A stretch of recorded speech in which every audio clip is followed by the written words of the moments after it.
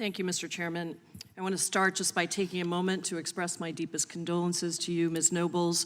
You have experienced a profound loss, and I appreciate your coming to share Kayla's story with us today. Turning to today's hearing, it appears once again, unfortunately, that it's Groundhog Day in our subcommittee.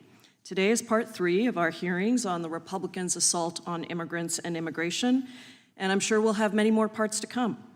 I worry that today will be more of the same, with my Republican colleagues once again showing us that they are not serious about governing and finding solutions to the complex issue of immigration.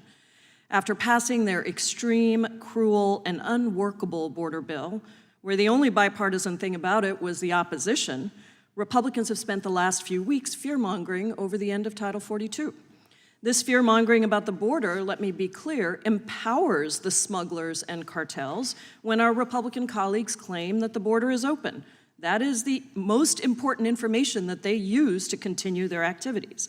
Turns into disinformation and misinformation shared by smugglers, distributed by social media, and stoked by relentless right-wing media lies and shouts of open borders, all of which fuel migration patterns.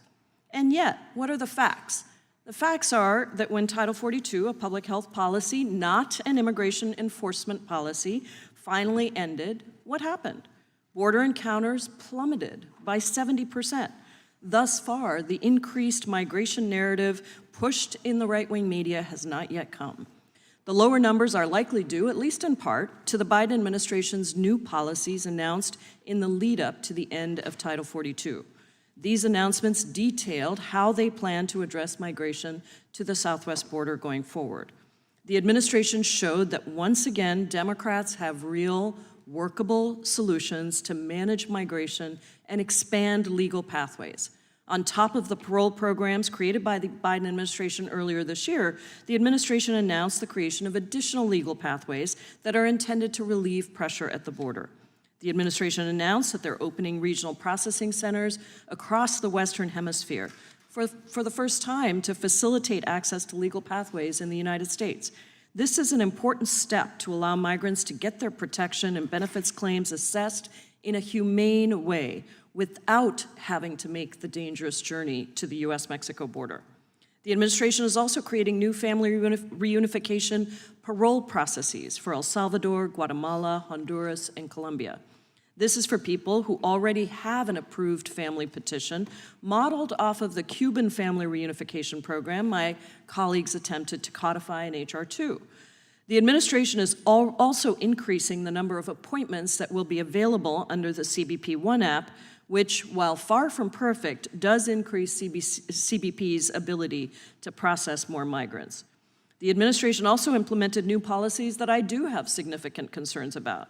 This includes a new asylum regulation that limits access to asylum for those who cross between ports of entry, as well as new expedited processing of single adults from Spanish-speaking countries, where individuals will get an initial asylum screening in a Border Patrol facility.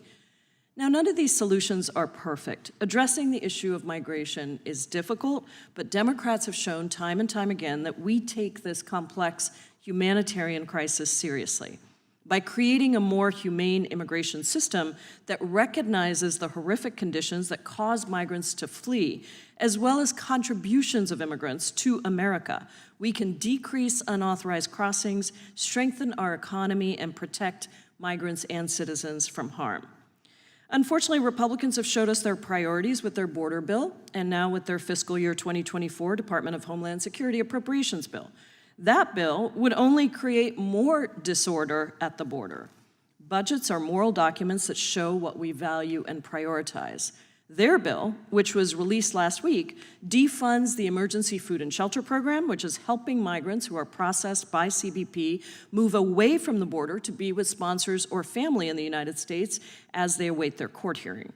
Their bill ends the use of Family Case Management Program, which had a nearly 100% success rate in helping families show up for their immigration court hearings. And it disallows the use of alternatives to detention unless the Secretary himself directly approves it, which would create a significant bottleneck for moving people out of CBP custody. It defunds the asylum officer rule, which allows asylum officers to adjudicate asylum claims, helps alleviate the growing immigration court backlog, and it ends the use of the CBP-1 app for people who are coming in through parole, which will severely hamper CBP's ability to process migrants in a safe and orderly way. Now, all of these policy choices give the game away.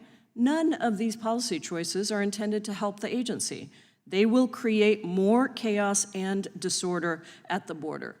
But that appears to be the point of my Republican colleagues' efforts. Create chaos and disorder and hope to win the next election. Now, if the chairman of the subcommittee is so concerned about airplanes being grounded, I would just say that the Default on America Act and the attempts that Republicans are making right now to put forward serious cuts, that default would actually halt all of the air traffic controllers across the country. I look forward to hearing from all of our witnesses today. The American people deserve better, and I hope that our witnesses can shed light on real solutions to address the situation at our border in a holistic way. And with that, I yield back, Mr. Chairman. Thank you. The chair now recognizes the chairman of the House Judiciary Committee, Mr. Jordan. I thank the chairman. The ranking member started her statement by saying the border is secure. Really? More than 5.5, more than 5.5 million illegal